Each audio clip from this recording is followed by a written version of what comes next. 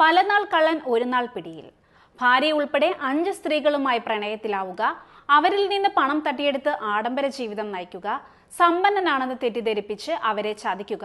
അതുമാത്രമല്ല, ഇവരാരും പരസ്പരം അറിയാതെ എല്ലാവരെയും ഒരേ അപ്പാർട്ട്മെന്റിൽ താമസിപ്പിക്കുക തുടങ്ങി സിനിമാ കഥയെ വെല്ലുന്ന ഒരു യഥാർത്ഥ സംഭവമാണ് ചൈനയിൽ സോഷ്യൽ മീഡിയയിലൂടെ ഇപ്പോൾ വൈറലായിക്കൊണ്ടിരിക്കുന്നത്.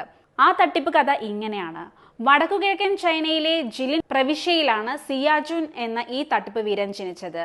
ചെറുപ്പത്തിൽ വലിയ സാമ്പത്തിക ബുദ്ധിമുട്ടുകൾ അനുഭവിച്ചാണ് അയാൾ വളർന്നത്. അവന്റെ അമ്മ ഒരു ബാത്ത് ഹൗസിൽ അറ്റൻഡറായും അച്ഛൻ താൽക്കാലികമായ ജോലികൾ ചെയ്യുന്ന ആളുമായിരുന്നു. വളർന്നു വന്നപ്പോൾ തന്റെ ദാരിദ്ര്യത്തിൽ നിന്ന് രക്ഷപ്പെടാനായി അവൻ പല തട്ടിപ്പുകളും കള്ളങ്ങളും ചെയ്തു. മുതിർന്നപ്പോൾ സമ്പന്നമായ ഒരു ബിസിനസ് കുടുംബത്തിൽ നിന്നാണ് താൻ വരുന്നതെന്ന് കാണിച്ച് മറ്റുള്ളവരെ തെറ്റിദ്ധരിപ്പിക്കാൻ തുടങ്ങി. ആഡംബര ജീവിതം നയിക്കുന്നതിനായി പല തട്ടിപ്പുകളും അയാൾ നടത്തി. അതിനിടയിൽ അവൻ ഒരു പെൺകുട്ടിയുമായി പ്രണയബന്ധത്തിൽ ഏർപ്പെടുകയും അവൾക്ക് സമ്മാനങ്ങളും മറ്റും നൽകി പാട്ടിലാക്കുകയും ചെയ്തു.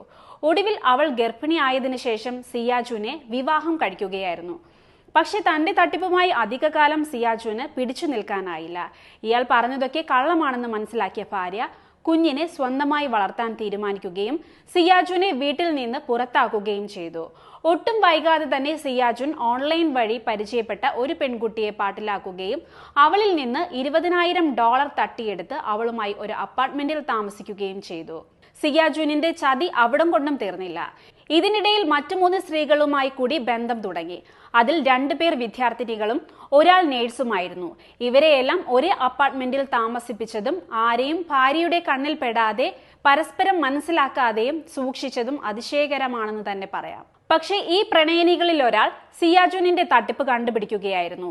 വലിയ തുക അടങ്ങിയ ഒരു ബാഗ് ഇയാൾ ഒരു ദിവസം പെൺകുട്ടിയെ ഏൽപ്പിക്കുകയും ആ ബാഗിൽ നിന്ന് അവൾ വ്യാജ നോട്ടുകൾ കണ്ടെത്തുകയുമായിരുന്നു.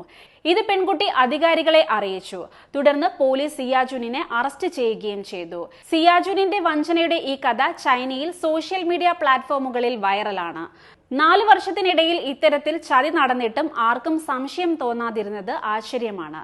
ആധുനിക ബന്ധങ്ങളിലെ കൃത്രിമത്വത്തെക്കുറിച്ചും വിശ്വാസവഞ്ചനയെക്കുറിച്ചുമാണ് ഈ കഥ നമ്മെ ഓർമ്മിപ്പിക്കുന്നതെന്നാണ് പലരും അഭിപ്രായപ്പെടുന്നത്.